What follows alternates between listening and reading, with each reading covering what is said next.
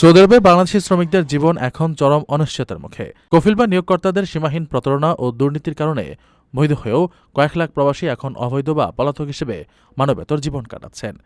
নিয়ম অনুযায়ী নিয়োগকর্তার আকামা নবায়ন করার কথা থাকলেও শ্রমিকদের কাছ থেকে 4 থেকে 8 লাখ টাকা হাতে নিয়ে আকামা না দিয়ে উল্টো সেই অর্থ আত্মসাৎ করছে অনেক কফিল।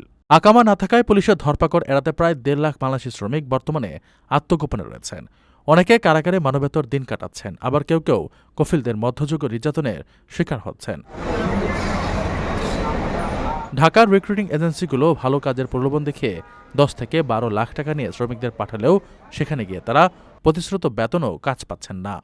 এ পরিস্থিতিতে সৌদি সরকারের সঙ্গে আলোচনার মাধ্যমে কফিলদের স্বেচ্ছাচারিতা বন্ধ এবং দূতাবাসে শক্তিশালী আইনি সেল গঠনের দাবি জানিয়েছেন বিশ্লেষকরা। অন্যথায় দেশের অর্থনীতির মূল কারিগর প্রবাসীদের ভবিষ্যৎ আরও অন্ধকারে তুলে যাওয়ার আশঙ্কা দেখা দিয়েছে।